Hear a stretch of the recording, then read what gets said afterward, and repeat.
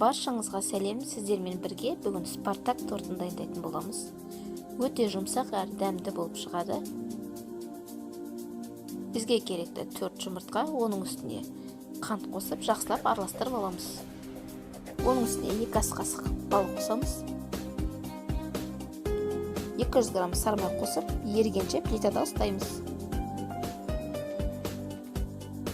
Оның үстіне 1 шай қасық ас содасын қосамыз. Жақсылап араластырып аламыз. Енді оны бөлек ыдысымызға құйып аламыз.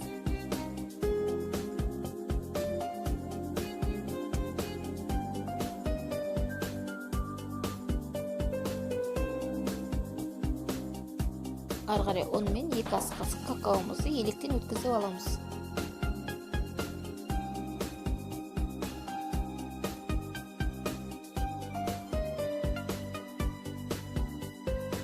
Жақсылап араластырамыз.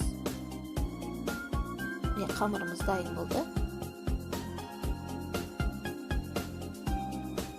Табамызға пергамент қағазын төсеп, үстіне құямыз. 180 градуста 20-25 минут пісіріп аламыз. Ары қарай кремімізді дайындаймыз. Бізге керекті сливке.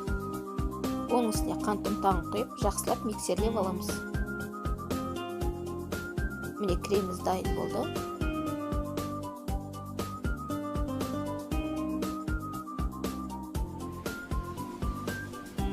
Коржеміз дайын болды.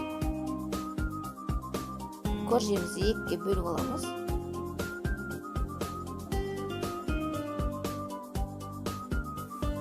Оның үстіне кремімізді жағып аламыз.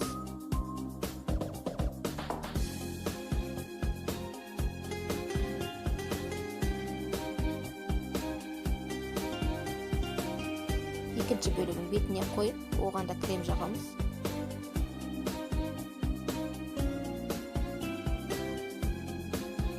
Кремімізді барлығын осылай жағып аламыз.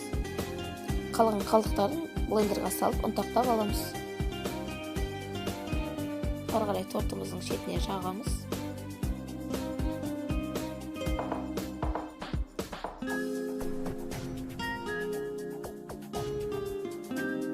Оның үстіне шоколадты ерітіп бетіне жағамыз.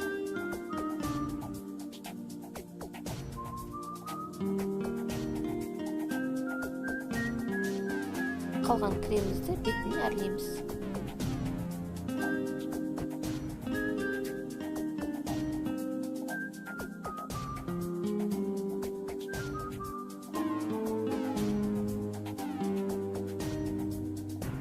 Міне тортымыз дайын болды.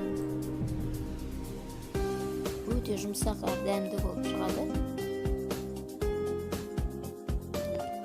Достар, менің каналыма тіркеліп, лайк, комментарий қалдырып кетіңіздер. Баршаңызға көп рахмет.